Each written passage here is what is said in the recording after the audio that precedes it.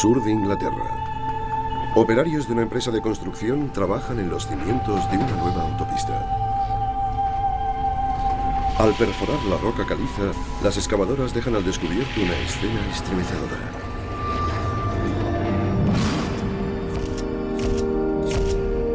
En una tumba muy poco profunda hay un montón de esqueletos sin cabeza y al lado una pila de cráneos seccionados.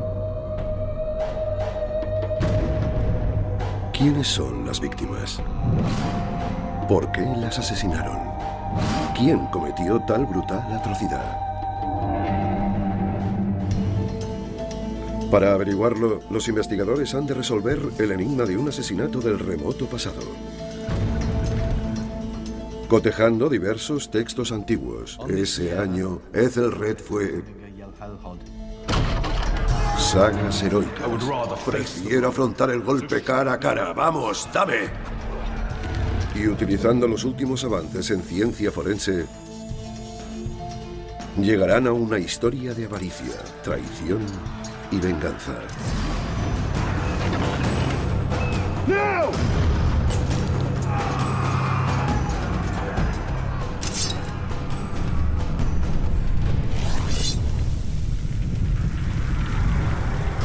Apocalipsis vikingo.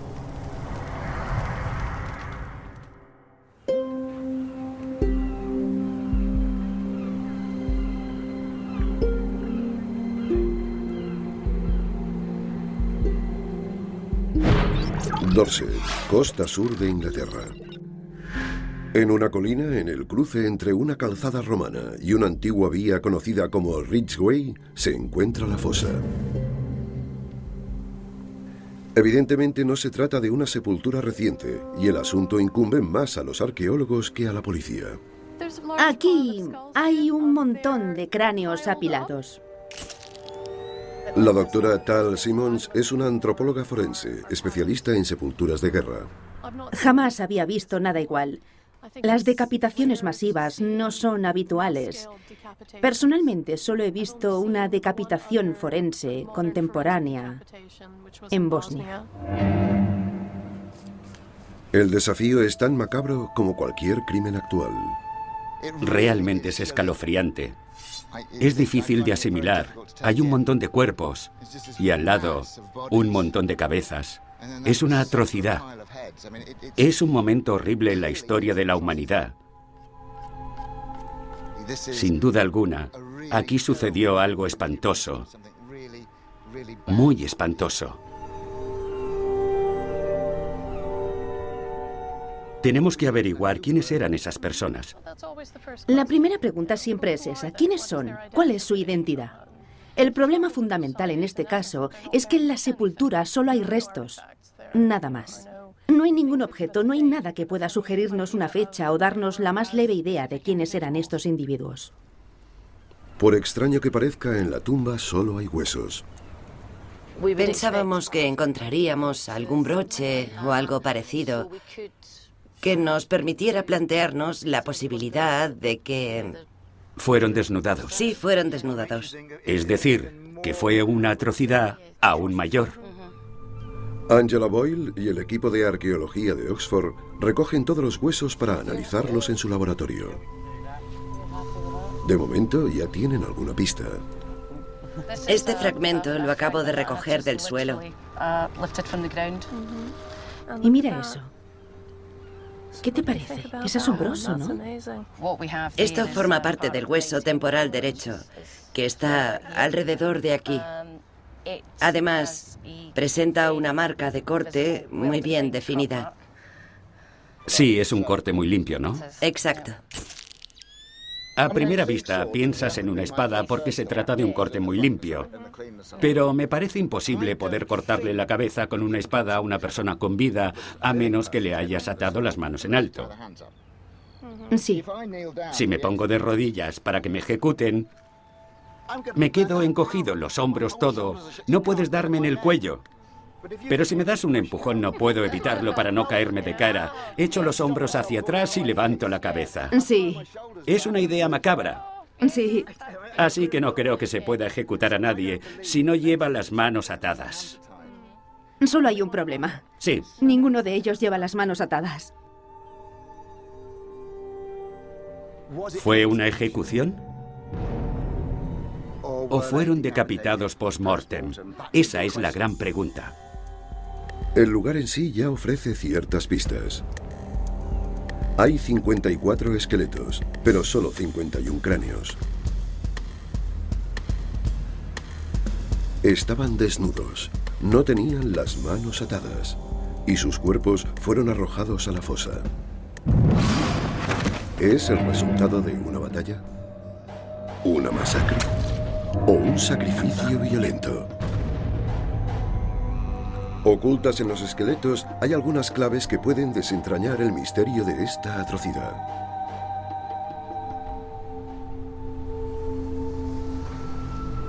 Durante siglos, Inglaterra se vio sacudida por la violencia, las invasiones y la guerra civil. Así que existen muchas explicaciones posibles para nuestra fosa común. Antes de proseguir con la investigación, necesitamos saber cuándo murieron exactamente las víctimas. Según la fecha, podría ser cosa de los celtas, los romanos, los sajones o los vikingos. Cada esqueleto lleva un reloj oculto. Cuando una persona muere, los isótopos de carbono 14 de los huesos empiezan a descomponerse. La datación por radiocarbono averigua el nivel de descomposición, estableciendo una fecha aproximada. La respuesta nos la da el laboratorio.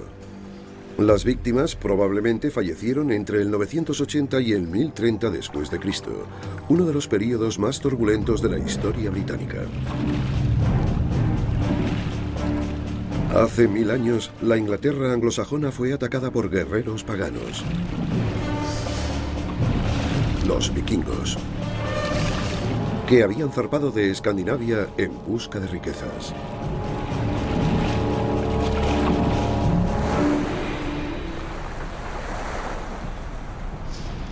La doctora Britt Bailey, arqueóloga, creció en un país con herencia vikinga, la actual Dinamarca. Toda su vida se ha sentido fascinada por sus antepasados y la destrucción que provocaron. Ha venido a la costa sur de Gran Bretaña, al lugar exacto donde se inició violentamente la era vikinga. Nuestra sepultura se encuentra un poco más allá, pero aquí, en la isla de Portland, es donde tuvo lugar la primera incursión vikinga registrada en Gran Bretaña.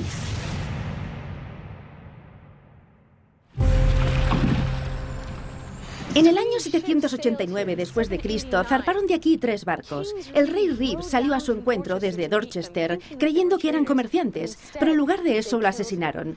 Este suceso marcó el inicio de la época de los vikingos en Gran Bretaña. Y a partir de ese asalto inicial se sucedieron los ataques, uno tras otro. Tras 100 años de guerra, finalmente firmaron un tratado. Los vikingos se instalaron en Gran Bretaña y establecieron su propio reino independiente, Danelaw, junto a los anglosajones al sur y al oeste.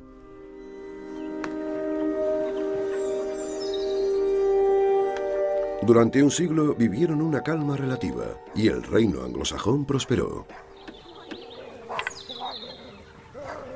A finales del milenio, Inglaterra es el estado más avanzado de toda Europa occidental en cuanto a organización. Tiene una única lengua, tiene una única religión y tiene una única estructura de poder que depende del rey y que llega a casi todos los rincones del reino. Inglaterra no solo es increíblemente eficaz como estado, también es muy rica. Pero ser muy rico puede hacer que seas también muy vulnerable. Esta es la Inglaterra que conocieron las víctimas de la fosa.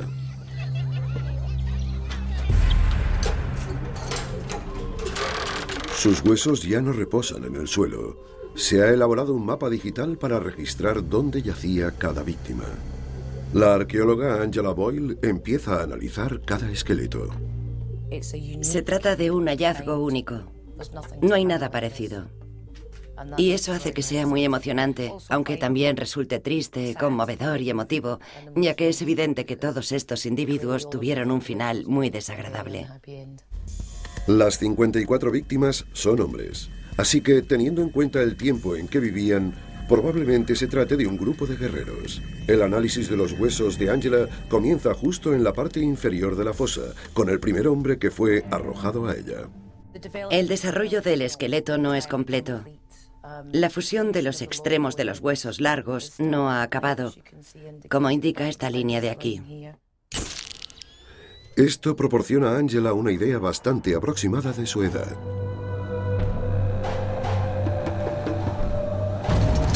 Es un hombre bastante joven, probablemente de 19 o 20 años. La longitud de este hueso del muslo nos indica su altura.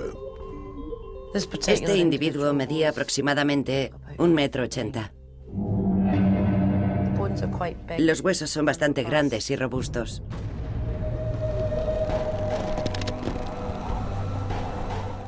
Es interesante que la parte superior del cuerpo parezca estar más desarrollada.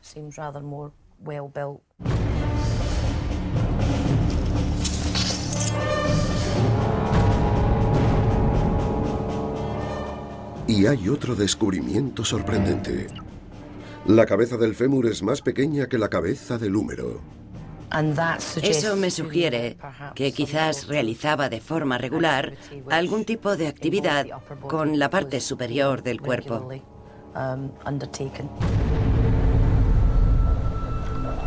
Los otros esqueletos son de estatura similar, todos menos uno.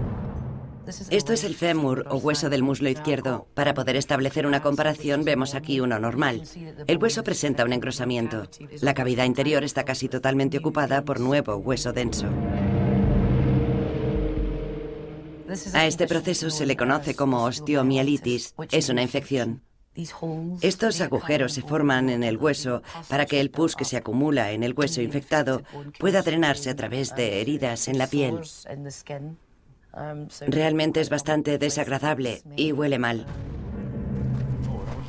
Esta persona debía padecer terribles dolores al andar y seguramente cojeaba debido al sufrimiento que le provocaba la enfermedad. Si se trataba de un grupo de guerreros de élite, ¿por qué iban acompañados de un hombre que apenas podía caminar? Me imagino que era algo relacionado con su estatus. Era alguien muy importante, tal vez un líder a quien querían mantener consigo. Parece que se trata de 53 guerreros jóvenes y sanos, dirigidos por un hombre en unas condiciones físicas no muy prometedoras. La datación por carbono y las pruebas históricas apuntan a que fueron asesinados durante la segunda oleada de ataques vikingos. En el año 980, tras un siglo de paz, los vikingos volvieron a saquear las riquezas del reino anglosajón. Muchos creyeron que era el comienzo del fin.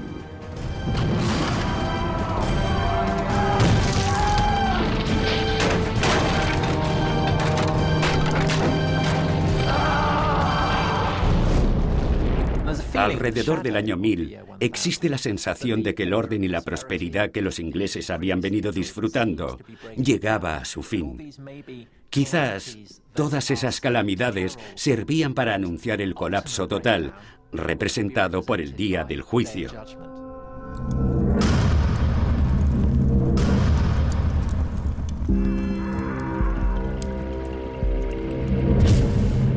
Una de las obras más grandes de la literatura antigua es la Crónica anglosajona, un registro de acontecimientos escrito por monjes iniciado alrededor del año 890 después de Cristo. En el año 978 se documenta la coronación de un rey poco popular que despertaba el temor del apocalipsis, Ethelred, el desprevenido. Ethelred fue consagrado rey ese año, el domingo de la segunda quincena después de Pascua. Y ese mismo año apareció varias veces una nube de sangre. Parecía fuego. Es un aspecto particularmente inquietante, ya que es bien sabido que la aparición de nubes de sangre en el cielo será un indicador de que los últimos días están cerca. Así que desde el principio existe la idea de que Ethelred es un rey que amenaza el desastre. La datación por carbono indica que los 54 hombres de la sepultura podrían haber muerto durante el agitado reinado de Ethelred. Pero, ¿de qué lado estaban? Los vikingos regresaron a Dorset una y otra vez. Desde aquí podían penetrar en ese reino, y por tanto es probable que los cuerpos encontrados en la sepultura sean de anglosajones, que intentaban defenderse de aquellos piratas intrusos.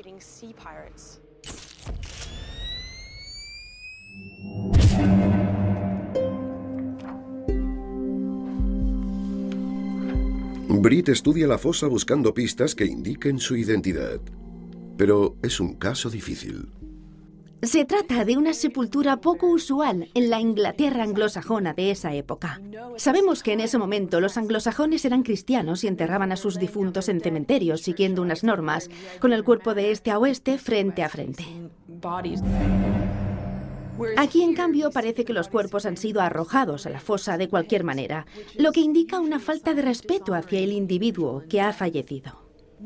Esto tampoco es habitual en una sepultura vikinga. Las tumbas de los vikingos de alta posición social a menudo contenían armas, como esta espada de aquí, que se encontraba en la tumba de Repton en Inglaterra. Tales individuos llevaban también muchos adornos en sus trajes, como estas hebillas, que indicaban no solo su estatus de élite, sino también su riqueza.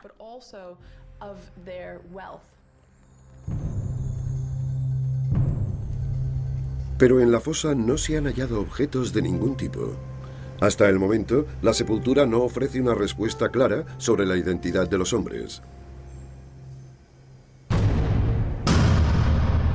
Los investigadores han de profundizar recurriendo a la ciencia.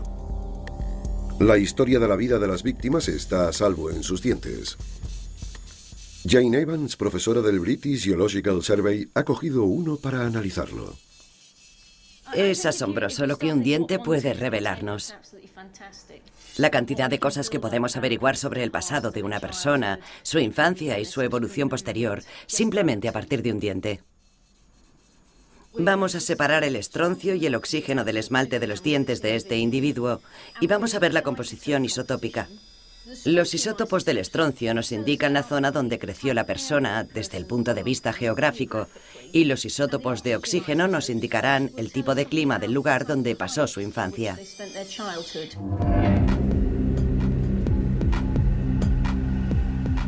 El esmalte dental se forma durante la infancia y su composición permanece inalterable a lo largo de la vida.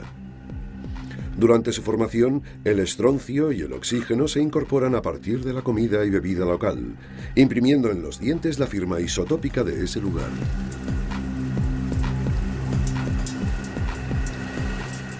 Esta máquina está analizando la composición de los isótopos del estroncio que hay en ella procedente del diente.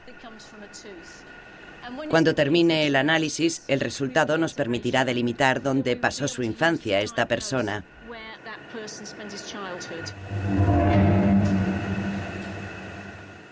Es realmente fantástico cuando estás sentado frente al espectrómetro esperando y aparece la respuesta. Piensas, soy la única persona que lo sabe. Tienes ganas de salir corriendo al pasillo y decírselo a alguien, pero generalmente antes de hacerlo compruebas tus cálculos. El escenario más probable es que las víctimas de la fosa fueran anglosajones locales, asesinados por asaltantes vikingos. Si esto es cierto, los dientes nos indicarán que crecieron en el sur de Gran Bretaña. Esta es la imagen final que obtendríamos si estos individuos hubieran pasado su infancia en Gran Bretaña. Pero en este caso todos ellos se sitúan en la parte izquierda, que corresponde a una zona climática más fría.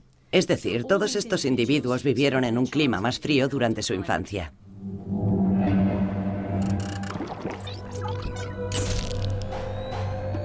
Esta es la primera oportunidad de Brit para analizar los datos de los isótopos de Jane. Los resultados son totalmente inesperados. A primera vista, es evidente que las víctimas de la fosa común no son de Inglaterra. No son anglosajonas, son de Escandinavia. Y eso debe indicar que son vikingos.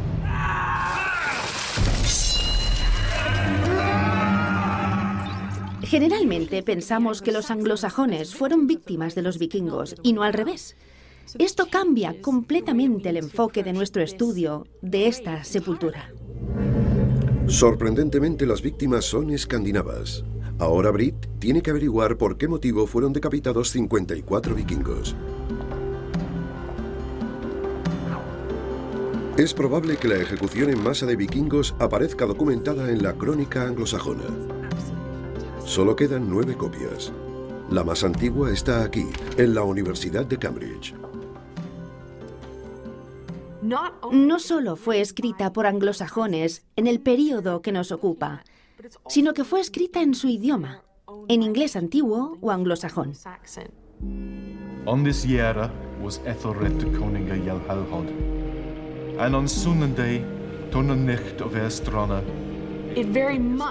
Nos proporciona una relación de los principales acontecimientos que se van sucediendo año a año. El texto está dividido en 2 columnas. En una aparecen las fechas y en la otra las entradas de cada año. Con un poco de suerte, en algún punto de estas páginas habrá indicios que nos expliquen lo que sucedió ese día en Dorset Ridgeway. Britt busca sucesos que pueden haber dado lugar a la captura y posterior asesinato de los vikingos. Sabemos que es un período en el que hay un incremento de batallas. Y en el año 991 encontramos una entrada correspondiente a la batalla de Maldon.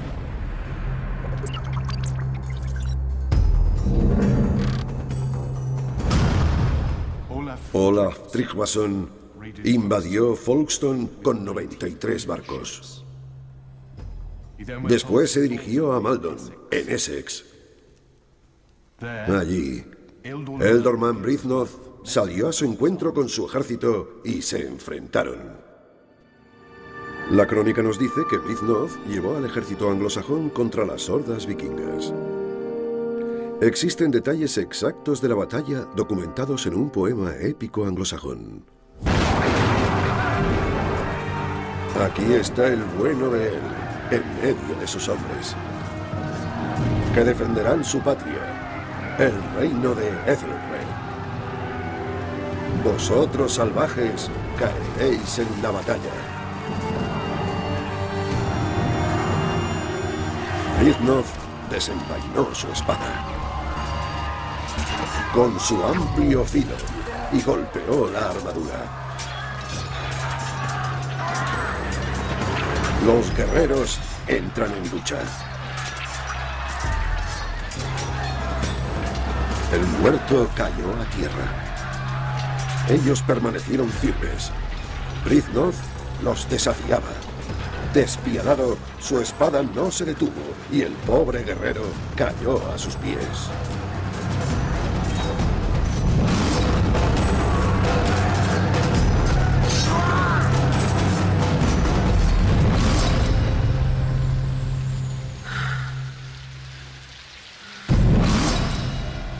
A pesar de su valiente lucha, al final el ejército anglosajón de Brythnoth perdió la batalla.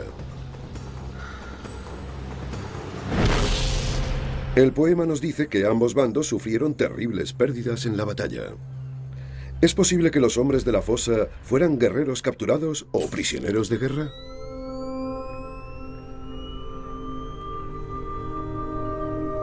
Si es así, sus huesos han de mostrar pruebas evidentes de heridas de guerra. Britt se pone un traje de malla de hierro para comprender mejor qué tipo de heridas podía sufrir un guerrero vikingo en la batalla, con ayuda del experto en armas, Gordon Summers.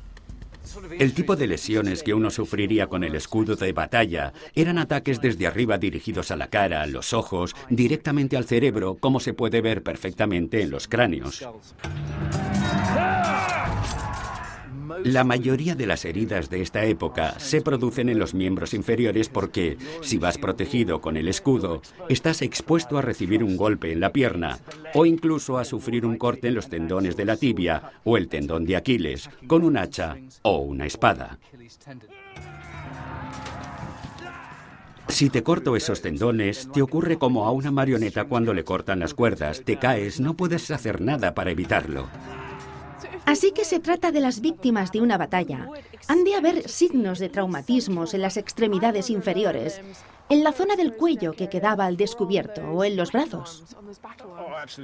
Claro, incluso si solo se utiliza un hacha. Si tú intentas atacarme, yo te doy aquí. No quiero cortarte solo el músculo. Quiero cortarte la articulación y dejarte mecánicamente incapacitado. Britt ya tiene una idea clara del tipo de heridas infligidas en la batalla. Vuelve al laboratorio de arqueología de Oxford para averiguar si existen lesiones parecidas en los esqueletos. ¿Existen traumatismos en los huesos de las piernas o alguna lesión que posiblemente se haya producido en una pelea o en algún tipo de lucha? En realidad no hay ningún tipo de traumatismo, lo cual no encaja mucho con las decapitaciones. Prácticamente no hay cicatrices de batalla, solo algunas heridas leves. Hay un par de casos y en ambas ocasiones se trata de un traumatismo en la mano izquierda. Y de nuevo ha sido causado con un arma de hoja afilada. Es lo que denominaríamos una herida de defensa. La víctima levantó la mano. Con tan pocos traumatismos óseos, resulta evidente que no se trata de víctimas de guerra. Si las víctimas de la fosa común no eran víctimas de una batalla, debemos buscar otros sucesos que puedan haber causado su muerte. Uno de los hechos que menciona la crónica anglosajona es la masacre del día de St. Brice. En los albores del primer milenio, parecía que la predicción del apocalipsis estaba a punto de hacerse realidad. Las incursiones vikingas iban en aumento. El rey Ethelred tomó medidas drásticas. El 13 de noviembre de 1002, el día de St. Brice, fue uno de los días más oscuros de la historia de Gran Bretaña. El día de St. Brice, el rey Ethelred ordenó ejecutar a todos los daneses que hubiera entre los ingleses, ya que le habían dicho que querían acabar con su vida y con la de todos sus consejeros y apoderarse de su reino.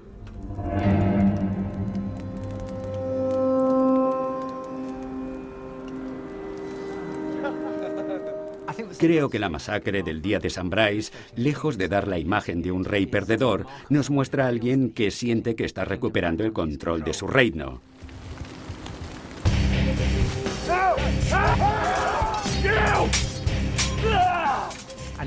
Y aunque la decisión era realmente brutal, quizás hubiera funcionado si no hubiera sido por la calidad del enemigo al que se enfrentaba. Los esqueletos de la fosa de Dorset Ridgeway son víctimas de la masacre del 13 de noviembre de 1002.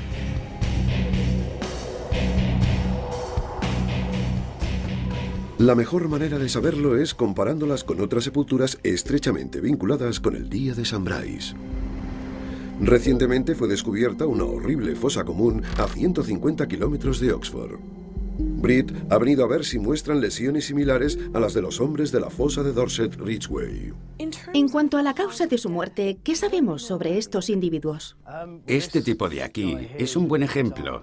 Presenta múltiples lesiones. Tiene algunas heridas de espada en la parte posterior de la columna vertebral. Esto es un hueso de la pierna. Muestra un corte realizado con un arma de filo, bien una espada o un hacha. Este tipo sufrió una herida en la parte posterior de la pierna. Este cráneo muestra ciertas señales evidentes de traumatismo. ¿Qué le pasó a este individuo? Este hombre fue herido varias veces con un arma blanca, bien con una espada o con un hacha. Presenta dos claras cicatrices en la parte frontal del cráneo y otras marcas en la parte superior y posterior del mismo. Además, parece que también fue herido en 2 ocasiones con una lanza, ya que tiene 2 agujeros triangulares en la parte superior del cráneo. Lo querían muerto y bien muerto. Sí, y por lo que parece, se lo puso bastante difícil. Según parece, estos individuos de la sepultura de Oxford perdieron la vida en una frenética masacre, tal vez incluso por culpa de la muchedumbre. Sin embargo, los cuerpos de la fosa de Ridgeway parecen haber sido asesinados de forma mucho más ordenada, quizás incluso en una ejecución. La mayoría de los esqueletos de la fosa de Dorset Ridgeway solo muestran una herida, la decapitación.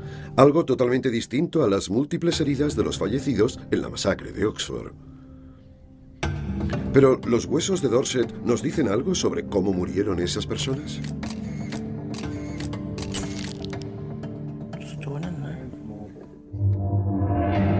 Esto es la segunda vértebra cervical. Aquí. Y parte de ese hueso tiene lo que se llama un odontoide, una pequeña área en forma de espiga, como se ve aquí. Ha sido un corte... Muy limpio. Muy limpio. Es realmente un buen ejemplo de un corte limpio. Este simple dato puede decirnos muchas cosas sobre cómo murieron. ¿Tenemos indicios del ángulo desde el que fueron decapitados? Parece que la mayoría desde la parte delantera. Es decir, estaban de cara a su verdugo. Estaban frente a su verdugo, sí.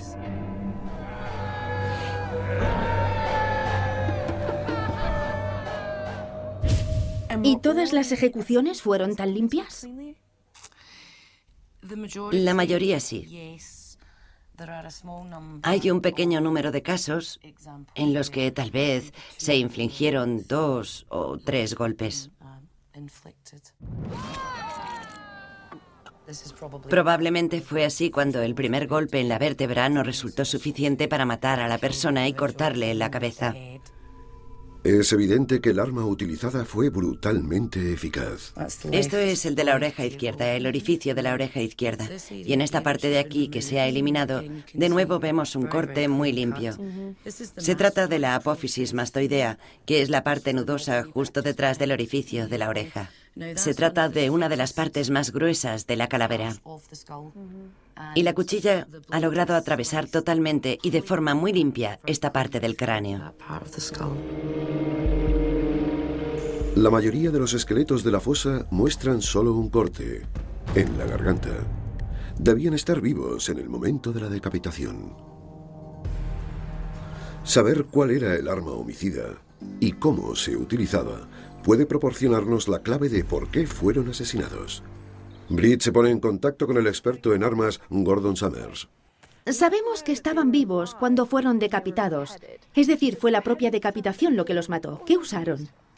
Si me hubieras dicho que se trataba de una decapitación post-mortem, te hubiera dicho que un hacha. El cuerpo está en el suelo y, como cuando cortas un tronco, utiliza un hacha como herramienta. Su peso es considerable. Rompería las vértebras. Así que parece razonable suponer que el arma preferida no era un hacha. ¿Y qué nos queda entonces? En este caso, la candidata ideal es la espada. Era un arma muy preciada en la época, tanto por vikingos como por anglosajones. Los bordes exteriores son de acero forjado, acero que puede proporcionar una ventaja extraordinaria. Es un arma que pasa de generación a generación.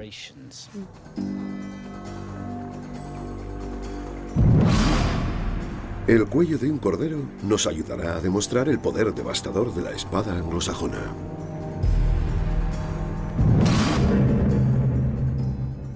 No se ha soltado totalmente, pero nos da una idea de la profundidad del corte. No se ha producido ninguna rotura en esa vértebra. Ha atravesado totalmente la vértebra. Está sujeto por los músculos de la parte posterior. Los cortes limpios en el esqueleto solo representan la mitad de la historia. Todo esto es realmente increíble. ¿Qué significaría para estos vikingos morir por una espada, mirando cara a cara a su asesino? Utilizar la espada contra alguien que muestra tal grado de valentía es mostrarle un alto grado de respeto. Se trata de guerreros asesinados por el arma de otro guerrero, a los que se les permite mostrar todas las cualidades de un guerrero, es decir, muy valorados. ¿Quiénes fueron esos hombres tan valientes que tuvieron el coraje de mirar a sus asesinos cara a cara? Una antigua saga vikinga presenta un parecido sorprendente a los acontecimientos de Dorset Ridgeway. Habla de un grupo especialmente temible, los Jomsviking. Aunque se discute la precisión histórica de estos textos, proporcionan una visión del mundo que habitaban los vikingos. Lo curioso es que tenemos una descripción de la saga Jomsviking que habla de una ejecución muy similar a la que aparece en la fosa común de Dorset Ridgway. Esta saga da detalles de una batalla que ocurrió en Noruega, en la que los vikingos fueron hechos prisioneros y ejecutados por otro grupo de vikingos. La saga Jomsviking está escrita en nórdico antiguo y nos dice...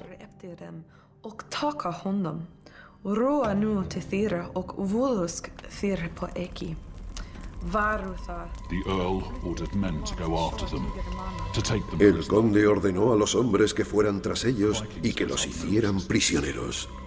Los vikingos no opusieron resistencia. Los 70 fueron arrojados al suelo y el conde los hizo atar con una soga.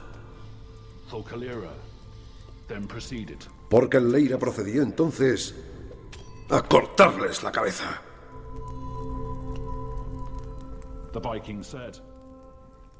El vikingo dijo: estoy contento de morir, como todos nuestros compañeros, pero no voy a dejar que me mates como a una oveja.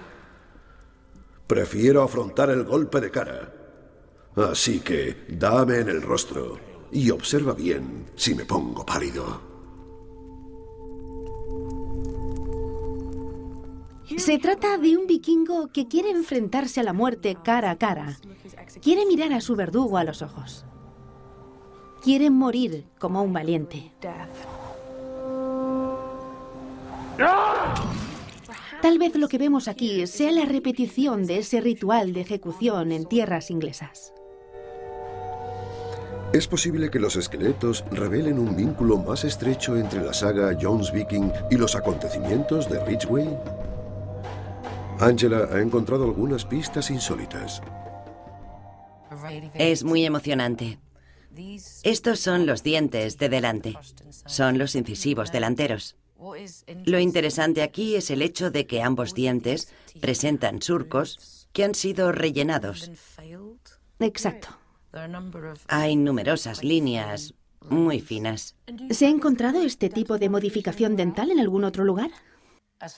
Que yo sepa, hasta la fecha no hay ningún otro ejemplar en el Reino Unido. Existe un pequeño número de casos conocidos en los países escandinavos. Es muy emocionante haber conseguido el primer ejemplar del Reino Unido en un contexto vikingo. Es extraordinario. Existe una escuela de pensamiento que dice que algunos de estos surcos fueron rellenados con una pasta de color o con algún tipo de sustancia para que resultaran más evidentes en la boca. Este profundo y singular descubrimiento proporciona un vínculo crucial con una descripción del guerrero Jomsviking más famoso. Una pista sobre este fenómeno de rellenado dental que vemos en la fosa común puede proceder de un individuo de elevado rango de la época vikinga, el rey Harold Bluetooth.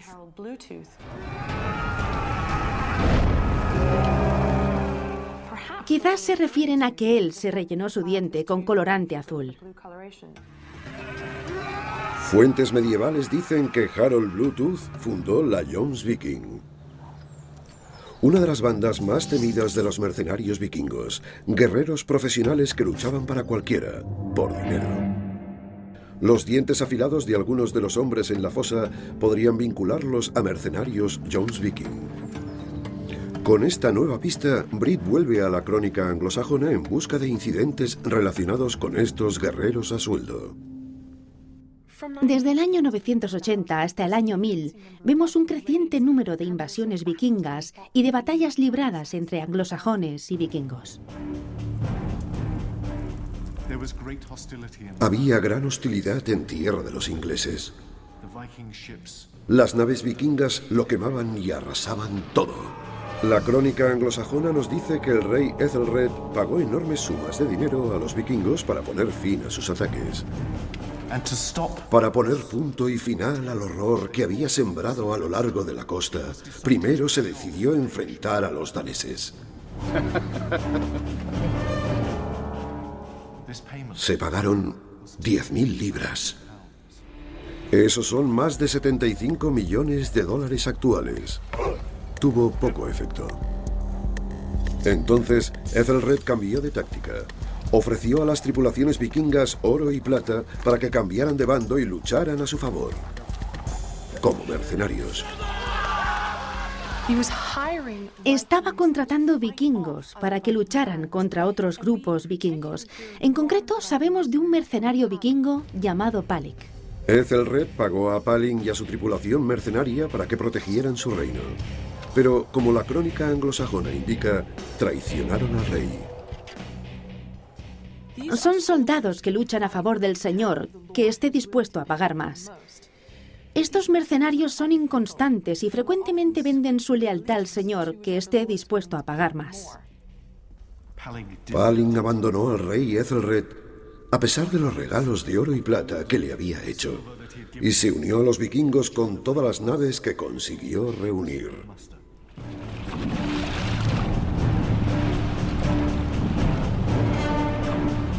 Las pruebas apuntan a que los cuerpos de la fosa eran mercenarios vikingos. Es posible que pagaran el precio más alto por su traición.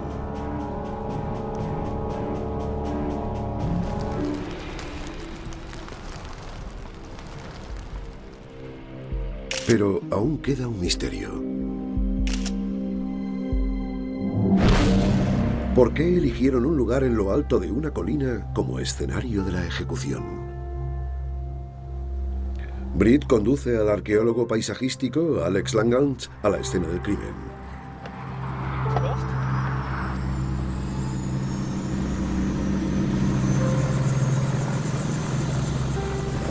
¿Estás nerviosa, Britt? ¿Por volar? No, sé que eres sensato, iremos bien. Yo estoy aterrorizado. Espero que cuando lleguemos veamos cosas fantásticas y me olvidaré de todo esto.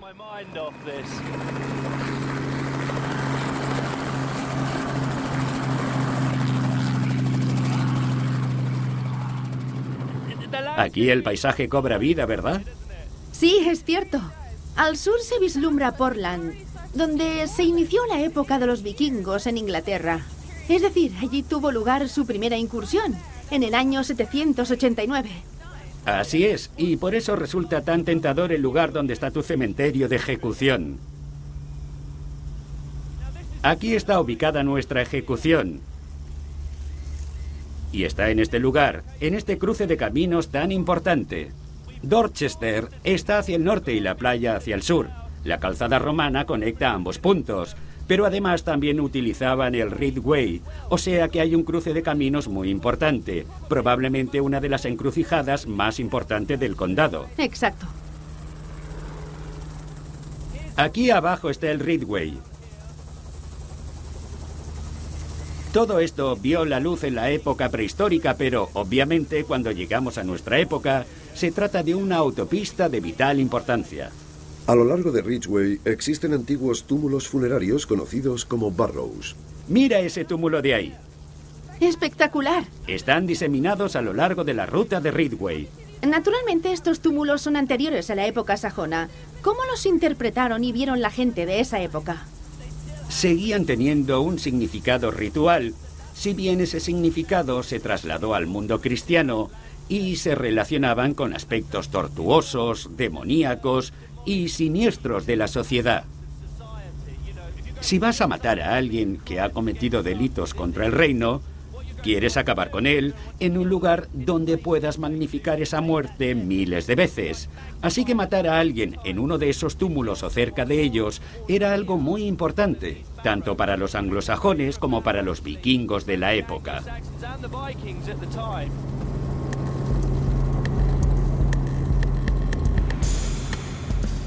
La nueva carretera está casi completa. Pero los restos de la fosa misma, una antigua cantera de yeso en desuso, también podrían ser relevantes. ¿Qué importancia cree que tuvo la reutilización de esta cantera? Creo que debemos pensar en la primitiva cosmología medieval. El cielo está arriba, el infierno está abajo, bajo tierra, y estas fosas diseminadas a lo largo de toda la colina son canteras del periodo romano o anterior. A menudo nos referimos a ellas como fosas sin fondo. Es algo de tipo simbólico. Es la puerta de Hades, por así decirlo. Es una puerta a esa especie de terreno satánico. Sobre el terreno del lugar de la ejecución, Alex cree que existe otra razón por la cual se descubrieron aquí 54 esqueletos y 51 cabezas. Se trata de un lugar muy visible. Desde donde estamos se ve la isla de Portland, se ve Weymouth y también se ve Dorchester y todo el tráfico que pasa por esa vía. Sabían que existía este lugar de ejecución. Si faltan cabezas, a menudo encontramos alusiones a ello en documentos sobre el paisaje. En ellos se hace referencia a Stocken, es decir, a cabezas de estaca. Exacto. Así que si faltaban cabezas... ¿Y usted cree que es posible que cogieran esas cabezas para colocarlas en lo alto de las estacas a fin de que resultaran visibles para la gente que pasaba por esa vía? Por supuesto. Es un aviso. No solo para los vikingos u otros invasores que pasaban, sino también para los lugareños. El rey dice, fijaos, aquí mando yo.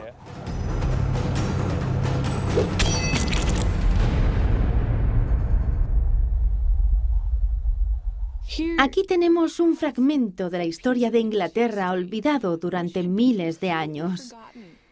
Y de repente hemos sido capaces de reconstruirlo.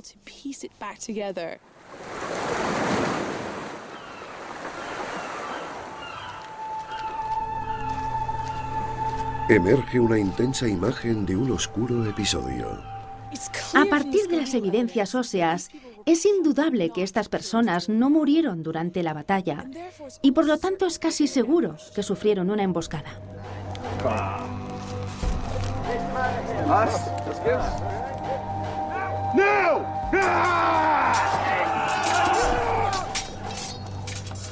Inferiores en número, rodeados y sin armas, estos hombres fueron conducidos al lugar de la emboscada, un lugar muy significativo, el Ridgeway, en el cruce entre una importante calzada romana y la propia vía de Ridgeway.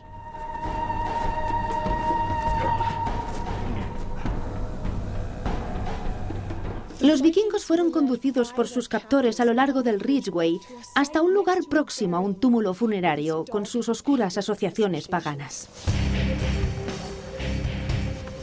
54 cadáveres en la fosa.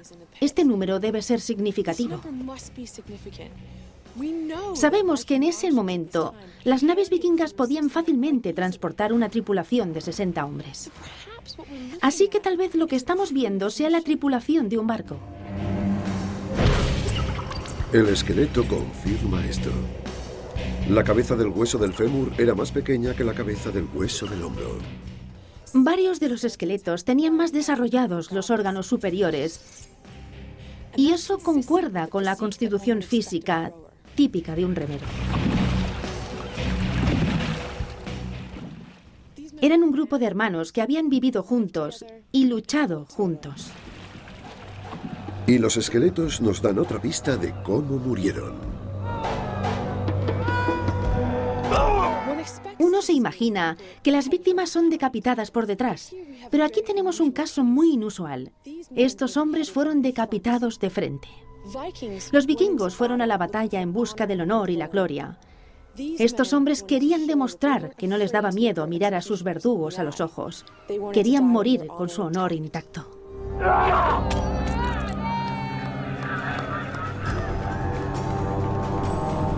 A finales del primer milenio, la saga Jones Viking era conocida en todo el mundo vikingo. Tal vez lo que vemos aquí es un grupo de hombres que querían emular la muerte de estos grandes héroes de las sagas vikingas. Estos hombres no solo vivieron y lucharon juntos, encontraron la muerte juntos.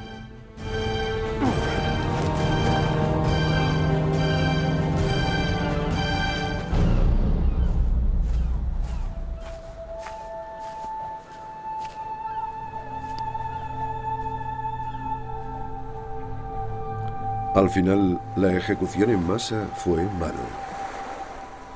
La Inglaterra anglosajona estaba condenada. El reino del rey Ethelred se extinguió y los vikingos se apoderaron de toda Inglaterra. Los vikingos decapitados yacieron en esa tumba poco profunda durante 1000 años. Y solo ahora su historia puede ser narrada.